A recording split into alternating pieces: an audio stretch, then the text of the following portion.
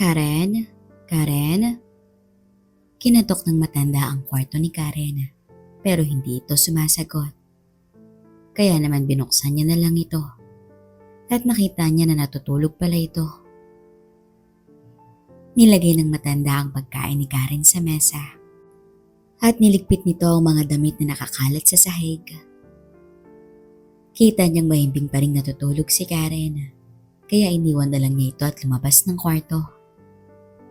Manang, tawag ni Amorosa sa kanya nung nasa baba na siya. Oh, Amorosa, dinalhan mo na ba ng pagkain si Karen? Oo, pero hindi pa kumain. Natutulog pa kasi. Si Lisa. Inaasikaso na ng katulong natin. Sagot naman ng matanda. Mabuti. Sagot naman ni Amorosa at naglakad ito papunta sa kusina. Gusto mo ba ipaghanda kita ng makakain? Kape na lang, Manang. Sagot naman nito. Boss, magandang araw po. Bati ni Diego sa kanya. Magandang araw din. Balik niya. Tumingin si Diego sa matanda at nakuha ng matanda ang gusto ni Diego. Kaya nagpaalam ito at pumunta ng kusina. Boss, tungkol nga pala kahapon. Gusto ko pong humingi ng tawad sa... Wala na yun. Kalimutan mo na lang. Sagot agad ni Amorosa sa kanya. Alam kong wala ako sa lugar para magsalita ng ganun sa'yo. Sabi ko, okay na. Sagot ni Amorosa na napangiti naman si Diego. Salamat po, boss. Pumunta sila ng kusina at pinaghandaan sila ng pagkain ng matanda. Kumain ka na. Saad ni Amorosa kay Diego na natutuwa naman itong kumuha ng pagkain. Ikaw, boss? Tanong nito sa amo. Okay lang ako. Nakangiting saad ni Amorosa sa kanya. Kaya kumain na si Diego, pati ang matanda. Kamusta na nga pala si Aldwin? Tanong niya sa tauhan niya. Ginamot ho ng mga katulong ang sugat niya, pati na ang kanyang pasa. Pero nakatali pa rin siya sa kanyang upuan. Balita ni Diego sa kanya. Diyos ko, Diego, dahan-dahan ka nga sa pagkain, bata ka. Saad ng matanda sa kanya. Natinignan lang siya ni Amorosa. Sorry, Manang. Sorry, boss. Saad nito na tila napahiya sa kanila. Para kang baboy kung kumain. Saad ni Amorosa. Naniko naman ni Diego ang ulo niya dahil sa hiya. Kumain ka ng maayos. Saad ni Amorosa sa kanya. Opo, boss. Habang kumakain sila sa kusina, hindi nila alam na nakalabas na pala ng kwarto si Karen at dahan-dahan itong bumababa sa hagdanan. Nagmamasid ito kung may tao sa baba o wala. Konti lang ang tauhan ni Amorosa dahil yung iba nakakalat nito dahil sa negosyong hawak niya at ayaw din itong maraming tao sa mansyon niya. Kaya si Diego, Sonny at si Alvin lang ang nasa mansyon ngayon maliban sa katulong at ang matanda. Lumabas ng mansyon si Karen na hindi nito alam kung saan siya tutungo. Nang makita niya ang maliit na lumang bahay sa likod at yumuko ito sa mga halaman na nakapalibot nito. Narinig niyang may tao sa loob kaya dahan-dahan siyang lumapit sa bintana at nakita niya na may 3 tao sa loob nito. Nagluto daw ng sinigang si Manang. Tinig niya dun sa taong may baril sa baywang niya. Oo, hindi naman ito makakatakas, diba? Tara, kain na tayo. Saad nung isa na tumingin muna ito sa taong nakaupo sa silya bago sila lumabas. At nakita niya na hindi nila sinara ng maayos ang pinto at naglakad ito papunta sa malaking bahay. Lumabas sa likod si Karen nung masigurong wala ng tao at pumasok ito sa loob ng bahay. Sino ka?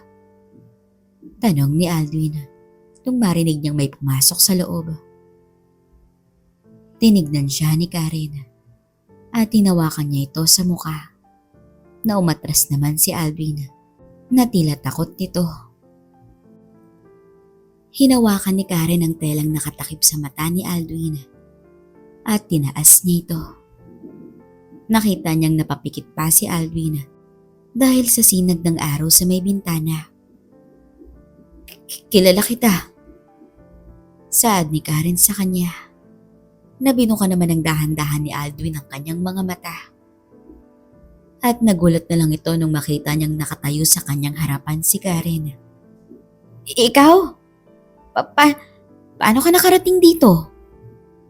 Gulat na tanong ni Aldwin sa kanya. Kilala mo ko? Tanong ni Karen sa kanya na ipinagtaka naman ni Aldwin dahil hindi siya nito maalala. Oo, kilala kita. Nakaisip ng paraan si Aldwin. Kalagan mo ko para makatakas na tayo dito. Saad ni Aldwin kay Karen na tinignan lang siya nito. Hindi mo ba ako naaalala? Tanong niya kay Karen na umiling naman ito. Ako yung boyfriend mo. Ako to, Karen. Saad niya kay Karen na parang nabuhay naman ang loob nito kaya kinalagan niya si Aldwin. Kilala mo din ba si Rose? Tanong nito kay Aldwin na tinignan niya ito at sinabing, Oo, kilala ko si Rose. Sagot ni Aldwin sa kanya na natuwa naman si Karen. Gusto kong makita si Rose. Pwede bang dalhin mo ko sa kanya? Tanong ni Karen sa kanya nung nakalagan na niya si Aldwin.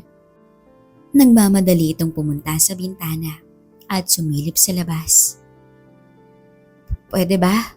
Isama mo ko at dalhin mo ko kay Rose. Saad ni Karen sa kanya na tinignan siya ni Aldwin.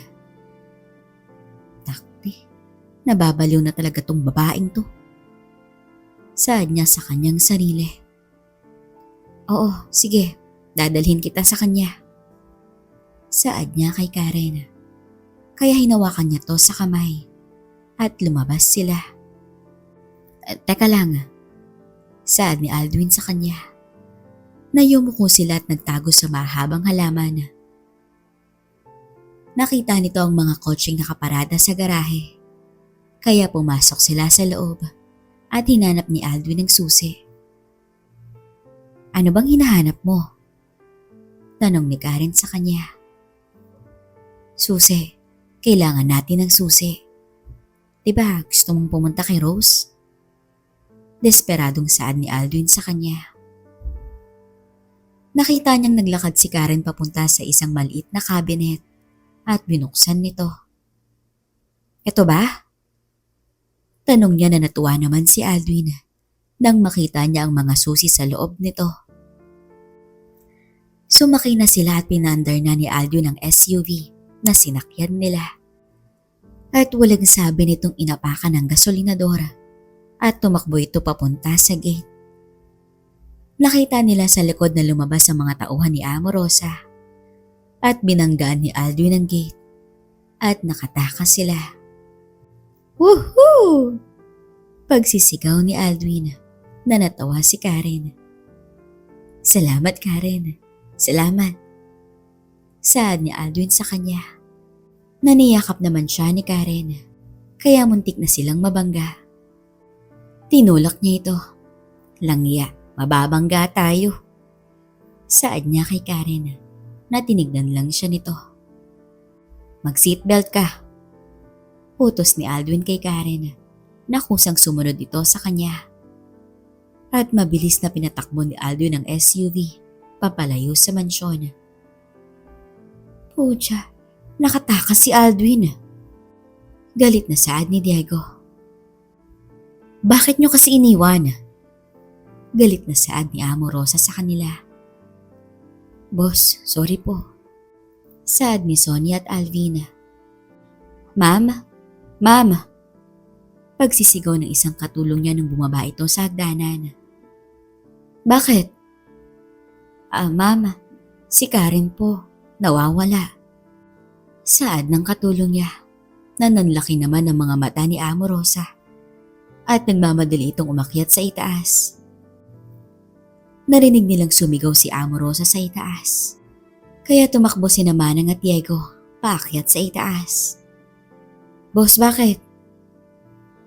Mga walang silbi. Palpak kayo. Nakatakas si Alduin, dala si Karen. Galit na saad nito sa kanyang mga tauhan. Sonny, Alvin, ihanda ang kotse. Sigaw ni Diego sa kanila na nagmamadali naman silang pumunta ng garahe para ilabas ang isa pang sasakyan nila. Huwag na huwag kayong babalik dito pag hindi nyo dala ang ulo ng hayop na yon at si Karen. Banta ni Amorosa sa kanila na pinatakbo naman agad ni Diego ang kotse para habulin si Alduin. Amorosa, huminahon ka. Pakalma ng matanda sa kanya. Paano ko kakalma? Dinukot niya si Karen. Hindi ko alam kung anong mangyayari sa kapatid ko.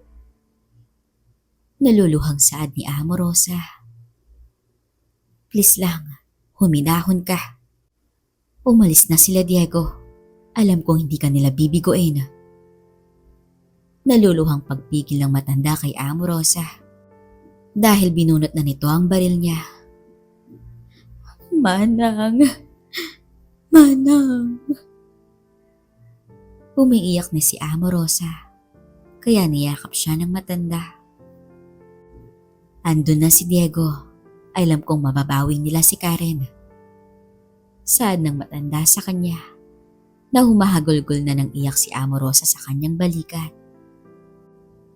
Walang yang Alduin na yon? Galit na saad ni Diego habang nagmamaneho. Boss, sorry talaga. Hindi naman namin alam na mangyayari to eh. Saad ni Sonny kay Diego. Boss, nakatali ang mokong na yun. Baka kinalagan ni Karen. Saad ni Alvin na sinapak siya ni Diego. Tumahimik kayong dalawa. Tignan nyo na lang kung nasa na sila. Galit na saad nito na tumingin-tingin naman ng dalawa sa lahat ng direksyon na nadadaanan nila. Boss, alam ko sa Maynila ang destinasyon nila. Walang ibang pupuntahan niyang si Alduin. Saad ni Sonny. Sa Maynila ang punta natin. Saad ni Diego. Nakinuha nito ang phone niya at may tinawagan nito. Hello boss, pupunta kami ng Maynila. Balita nito sa amo niya. Sige boss, hahanapin namin ang hayop na yun.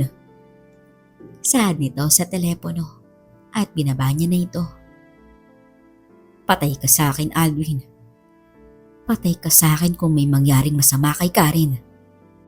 Galit na saad ni Diego sa kanyang isipan at pinabilisan pa nito lalo ang takbo ng SUV niya para mahabol nila si Alduin. Sa wakas, nakatakas din tayo. Saad ni Alduin nung papasok na sila ng Maynila. Saan ba tayo pupunta? Tanong ni Karen sa kanya na nag-isip sandali si Alduin at may naalala ito. Alam ko na kung saan tayo. Saad nito at niliko niya ang kotse papuntang Pasig. Tumingin sa labas ng bintana si Karen at nakita nito ang matataas na building. Diyan tayo pupunta? Tanong ni Karen sa kanya. Nangumiti naman si Alduin. Oo, diyan na muna tayo pansamantalang titira. Saad ni Alduin sa kanya na pinarada nito ang kotse sa loob ng parking lot at nag-iingat silang pumasok sa loob at sumakay sa elevator. Pagdating nila sa 4th floor ay bumaba na sila at naglakad papunta sa pinakadulong pintuan ng hallway. At kinalikot ni Alduin ang doorknob nito at bumukas ito. Tara sa loob. Yaya ni Alduin kay Karen. Na agad namang sinara nito ang pinto nung nasa loob na sila. Malawak ang lugar at madumi na napupuno ng alikabok at bahay ng gagamba. Ang apartment na binuksan ni Aldwin ng ilaw at lumiwanag ito sa buong apartment. Napatingin si Karen sa paligid. Natinignan lang naman siya ni Aldwin. May naaalala ka ba? Tanong ni Aldwin sa kanya. Tumingin ito sa paligid at tumingin sa kanya. Wala eh. Sagot ni Karen. Nangumiti lang ang binata. Dito ka lang ha, may kukunin lang ako sa ibaba. Paalam ni Aldwin kay Karen na lumabas ito at bumaba ng kotse at may kinuha ito sa likuran. Okay to?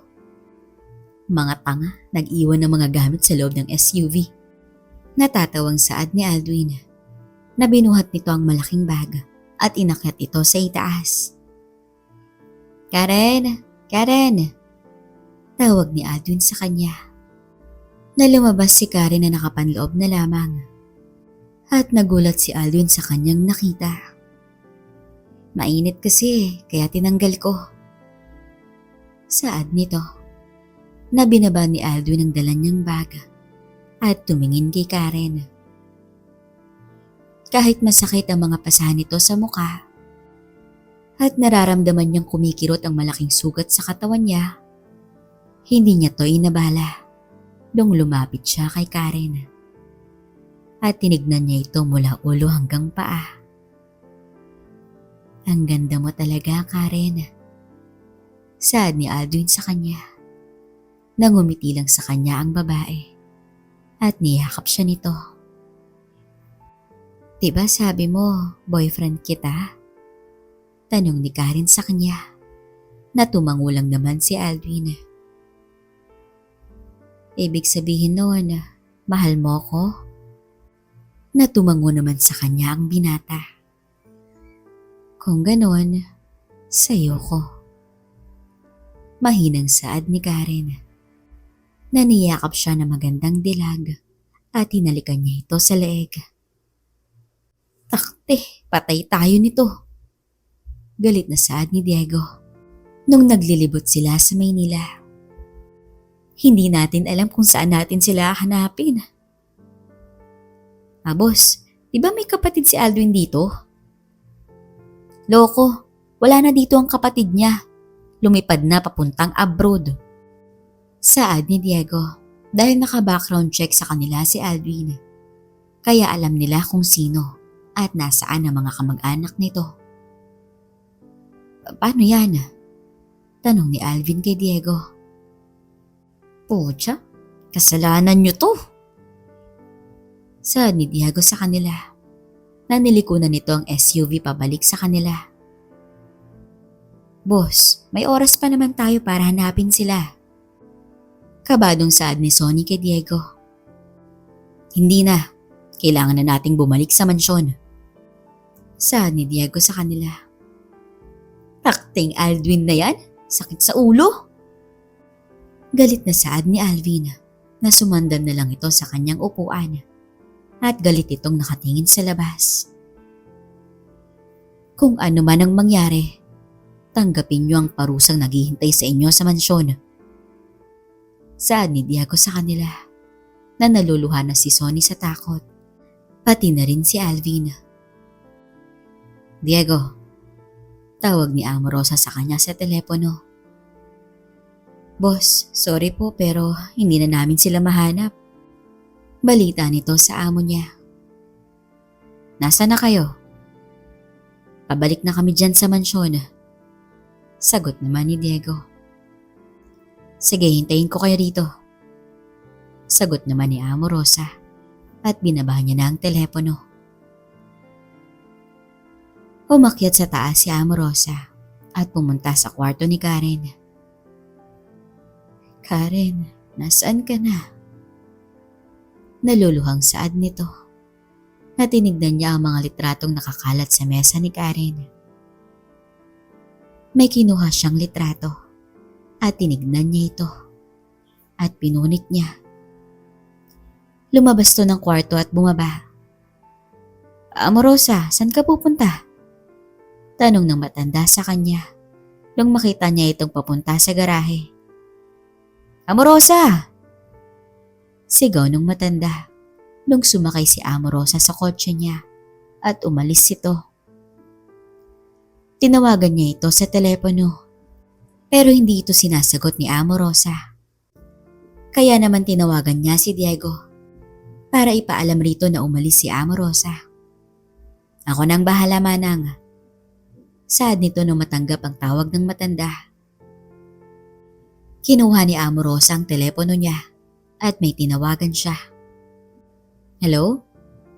Dinig niya sa linya. Kailangan kita, magkita tayo. Saad niya sa taong kausap niya sa telepono. Saan? Sa lugar kung saan tayo huling nagkita. Sagot niya na sandaling natahimik ang nasa linya. Darating ako. Sagot nung kausap niya. At binabana niya ang telepono. Wala na akong iba pang malalapitan. Desperado na ako. Saad ni Amorosa na pinatakbo nito ng mabilis ang sasakyan. Maya-maya'y dumating na siya sa lugar at nakita niya na may lalaking papalapit sa kanya. Suot pa rin niya ang itim na telang nakatakip sa mukha niya. Ang lakas ng loob mong tawagan ako matapos mong gawin sa akin yun. Saad ng lalaki na kausap niya kanina sa telepono. Desperado lang ako, nawawala ang kapatid ko. Saad niya dun sa lalaki. At problema ko yun? Bakit? Sarkastikong tanong nito. Dahil kasabwat ka din sa operasyon na ito. Paalala ni Amorosa sa kanya. Tinatakot mo ba ako? Hindi kita tinatakot. Pinapaalala ko lang sa'yo kung babagsak ako, pati ikaw ay damay din. Paliwanag ni Amorosa sa kanya. Tama ka. Saad ng lalaki sa kanya. Tulungan mo kong hanapin si Karen. Wala na akong pakialam dun sa lalaking dumukot sa kanya. $250,000. Saad ng lalaki. Alam mo na, hindi naman madali ang pinapagawa mo. Mukha ka talagang pera, no? Natatawang saad ni Amorosa sa kanya. Well, money moves everything. Saad ng lalaking kaharap niya. Kung yun ang presyo mo, sige. Saad ni Amorosa sa kanya na napangiti sa kanya ang lalaki. Gawin mo na agad ang pinapatrabaho ko sa'yo. Masusunod po, boss. Sagot ng lalaki. Huwag na huwag mo akong bibiguin. Kilala mo ko kung paano ako magalit. Banta ni Amorosa. Walang problema, boss. Kailan ba kita binigo? Hindi pa nga. O sige boss, aalis na ako. Paalam nito. Sige, balitaan mo na lang ako kung mahanap mo na siya, Romeo. Saad ni Amorosa nang humiti sa kanya ang ninong ni Ken. Sige boss.